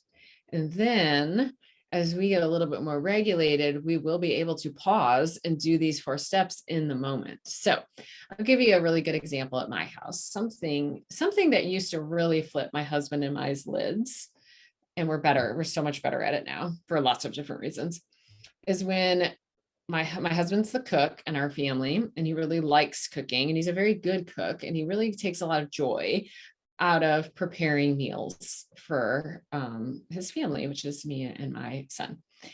And like many kids, sometimes my kid would greet what was being served at the dinner table with something that sounded like, ew, yuck. Is this what we're having? I hate this. I don't want to eat this. Right. Right.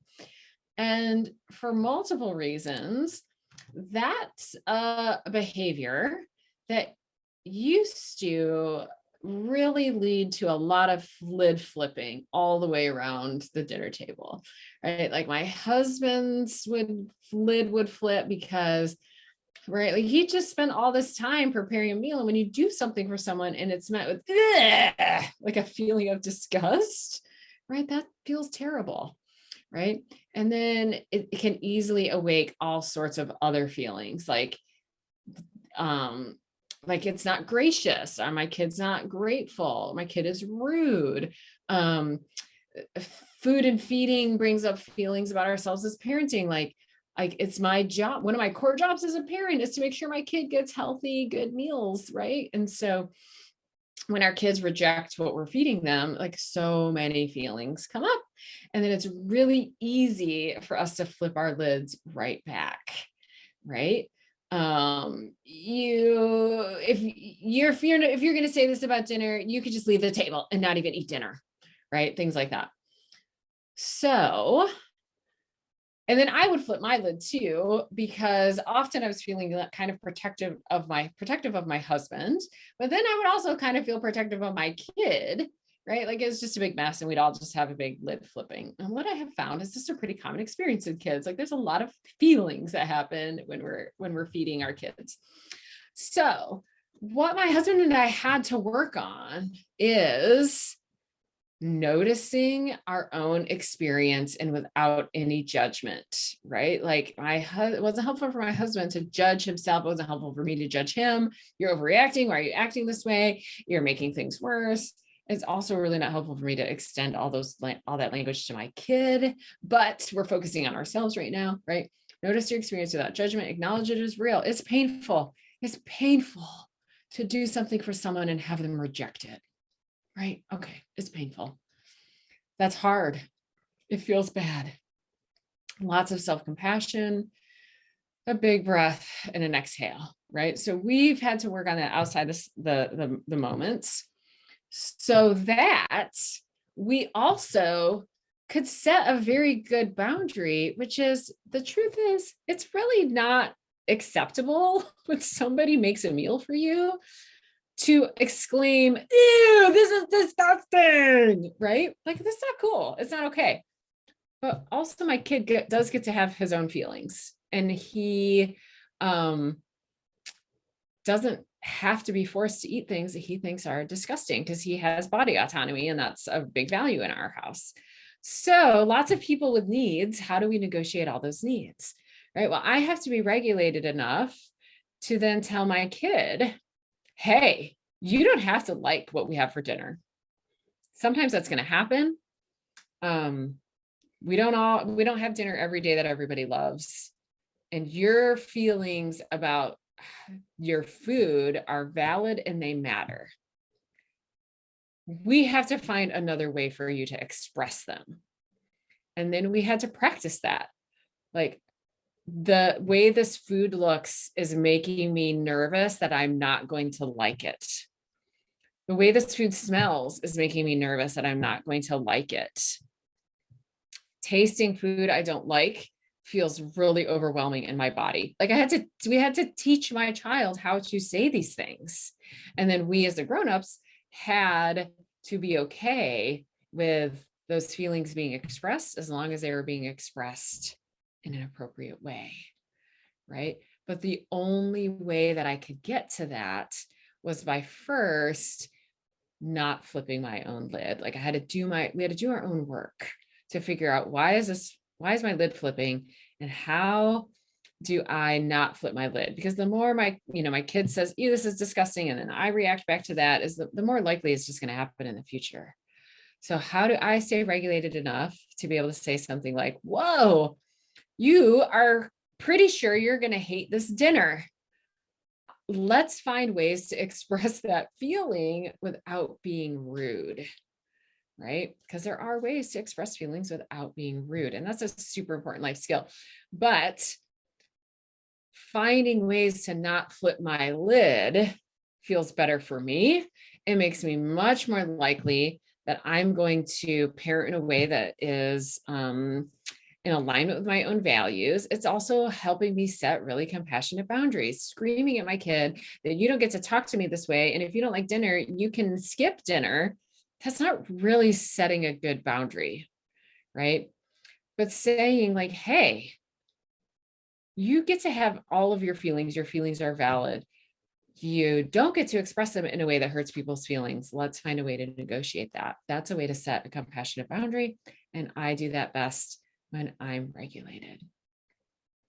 So your kind of homework from here is number one, all of the for connection, playfulness, noticing the good, self-compassion, decide what's the first, which one feels the easiest to start working on. And then your next assignment is, start now. Don't wait for you to flip your lid again and then process it after. Think about the last time you flipped your lid and go through this process and start getting into a habit of going through this process afterwards. You have to be compassionate with yourself in order to really go through this process with yourself. So that's a win-win. And then the more you do it, the more you'll be able to do it in the moment, to the point where you'll be able to start noticing, ooh, I'm starting to feel like I'm getting really dysregulated. I can notice that. I can acknowledge it as real. I can give myself self-compassion. I can take a big breath, and then I can respond to my kid in a way that sounds like, whoa, you're letting me know that you don't want to eat this dinner. Okay, your feelings are valid, but so are mine. So how can you express your concern about dinner without being hurtful, right? So I can set a compassionate boundary without freaking out. There's so many places that you can go to get more support and resources. And so actually the URLs, well, you can just go to robingoble.com/podcast, and that takes you to everything. /blog takes you to the exact same place. And then you'll find all of my resources. I podcast and blog weeklies, and I have for a couple of years. So there's a huge backlog of resources. The ones that will specifically relate to what we talked about today, I've listed. One is called Parents Need Co-Regulation. One is called Why Do I Get So Dysregulated?